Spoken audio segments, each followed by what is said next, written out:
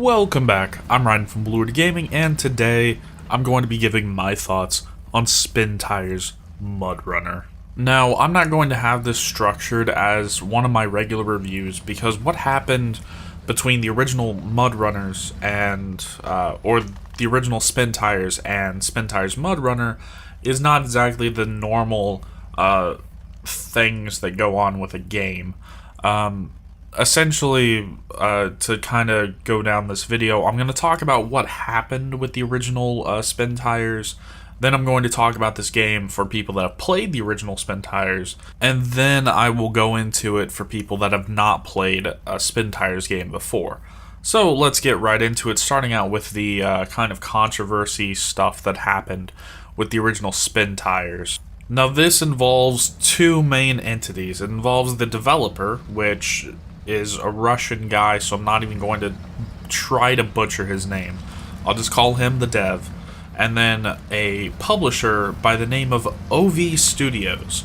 Now, the game released like normal. It got updates like normal.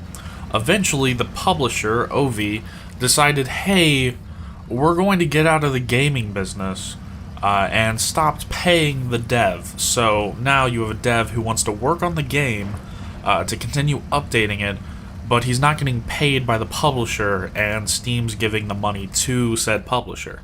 So that's kind of what happened with that. So thankfully the dev kept the rights and everything to Spintires, went and found another publisher, which by the way is Focus Home Interactive, which has a pretty good track record of supporting their indie games.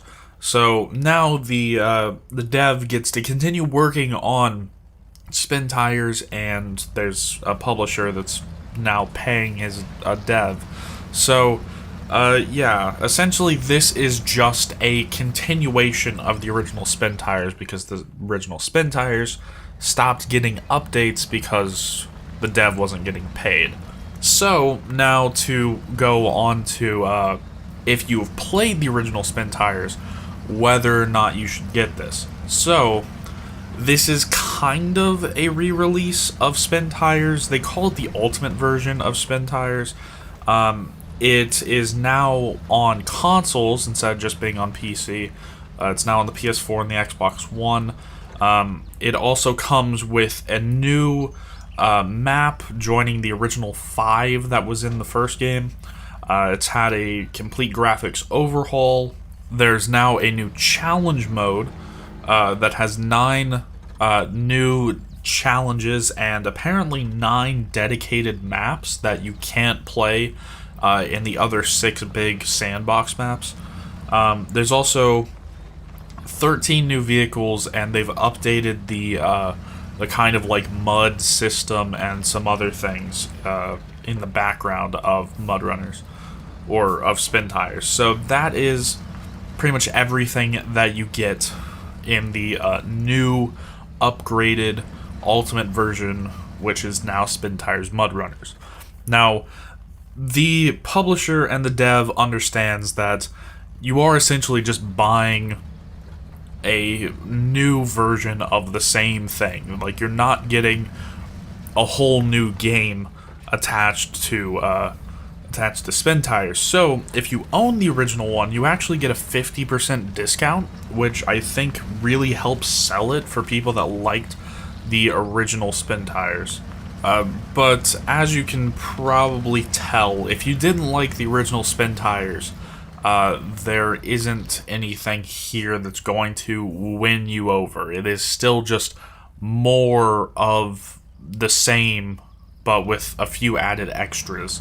And really, if this game didn't have that 50% off for the people who own the original one, I probably wouldn't recommend it for people that like the original one.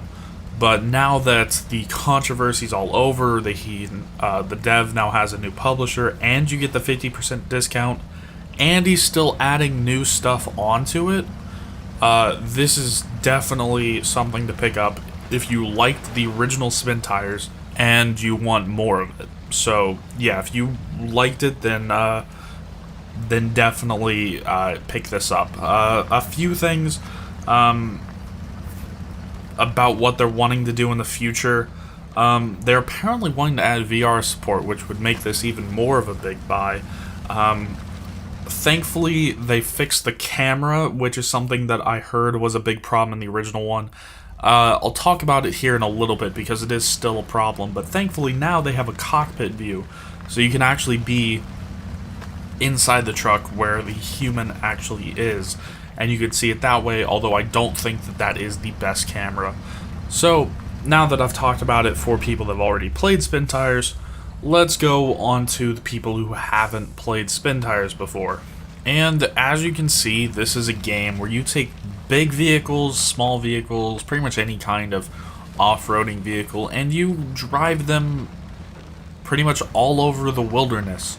I think that this is somewhat modeled after the wilderness in like more remote places in like, I'm gonna guess Russia, just because the dev is Russian, but this does look like some pretty stereotypical, just like wilderness places. And you get to drive across very, very muddy places on roads that probably shouldn't have people driving on them. And you get to do pretty much whatever you want. It's kind of a big open sandbox. Now, while the game is touted as a sandbox, there are still things that they let you have as objectives, kind of mostly in the single player.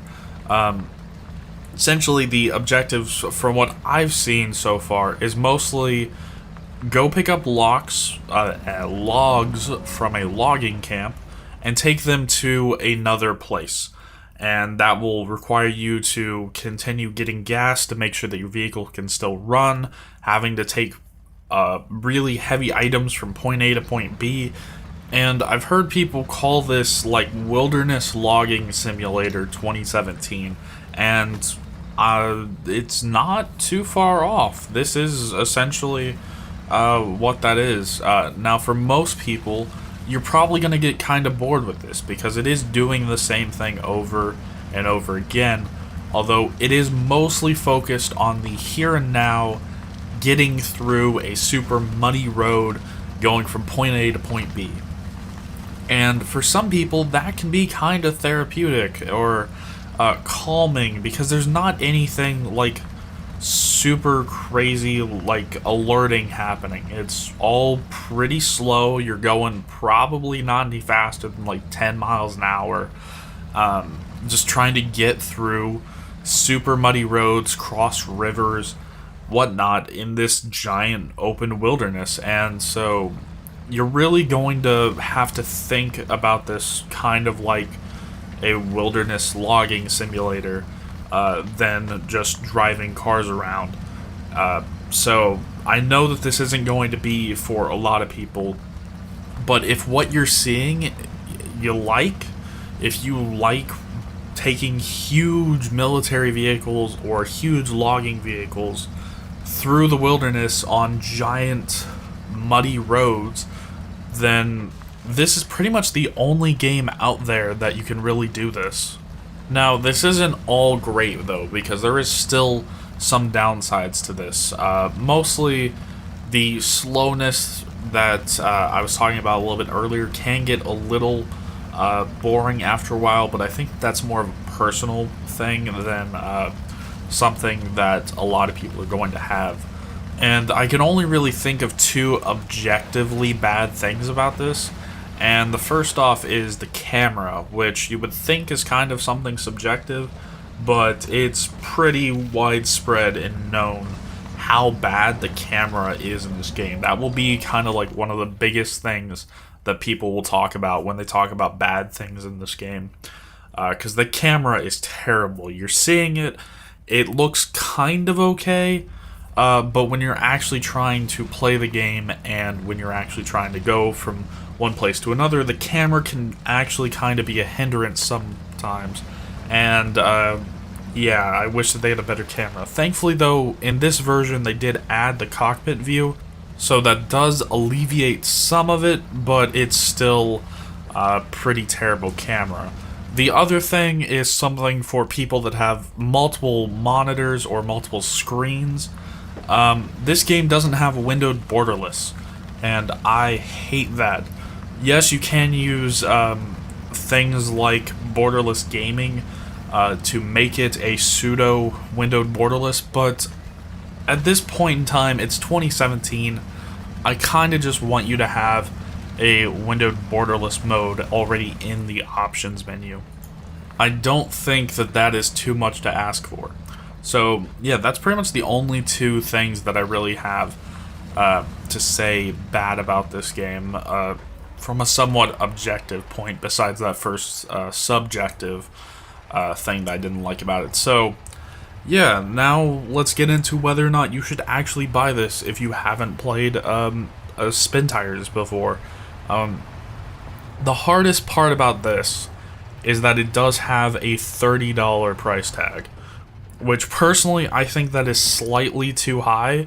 I would have put it more in like the $20 to $25 range, but it's really up to you. If you like what you see, this is worth it, because this is the only way that you will get an experience like this. There isn't really another game out there that tackles something like this.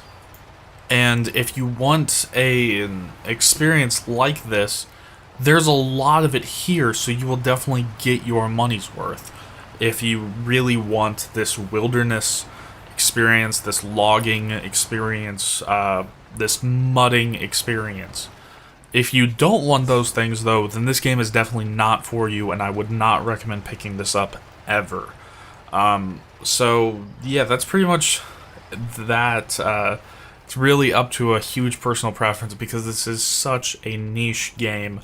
The only thing I really have to say is definitely don't buy the original Spintires. Make sure that you buy Spintires Mudrunner, just because of the stuff that happened with the publisher of the original one, where they won't give the money to the dev. I really think that you should support the dev if you want to play this, so I would definitely go with Spintires Mudrunner over just the original Spintires. Also, I do think that you get enough here to justify the $10 more price tag if you were going to buy the original Spintires. So that's going to be it for this. Remember, I'm Ryden from Lured Gaming, and as always, I'll see you guys in the next one.